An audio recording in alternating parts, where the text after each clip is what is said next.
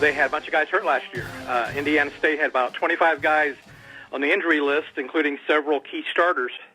And then they by the end of the season, and that included, All-American running back Shakir Bell, and who was lost for the season after suffering a stress fracture of his foot. So, they just had a lot of guys get hurt, and by the end of the season, they were forced to use guys who really weren't ready to play.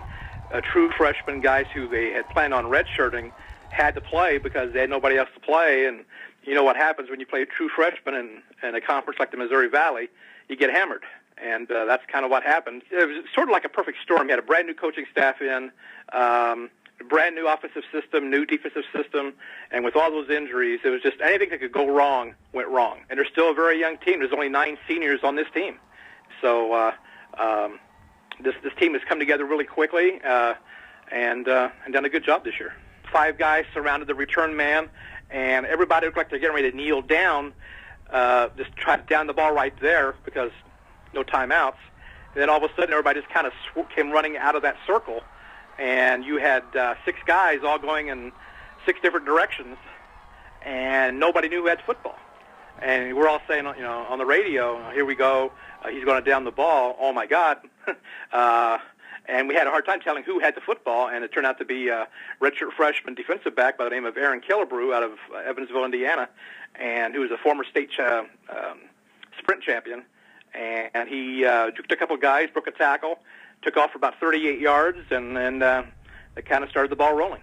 Indiana State's new defensive line coach, Jeff Mills, has coached at several different places and had seen that. He'd been a special teams coach at a couple of FBS schools and had seen that play and had that done against them early in his career. So earlier this season, he went to Coach DeBerry and to Coach Sanford, the head coach, and just said, hey, I saw this once. What do you think?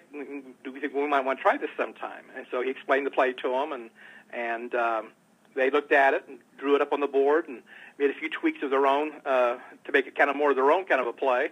And they practiced it 3 or 4 times just during normal special teams practice. You never know when you're going to use it, and they did.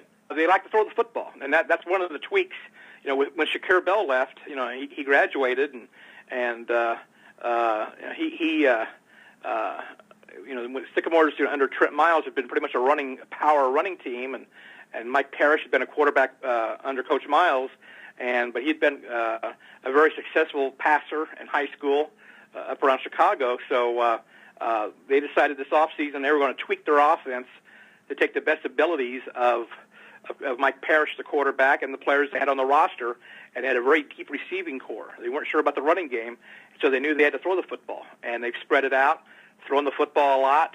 And I've been around ISU football since the mid-'70s, and this is probably the best, as good a receiving core, as deep a receiving core as I've seen for a long time. It's sort of like a playoff type game, a play-in type game that whatever team wins, it really helps their chances to move on and maybe play in the postseason.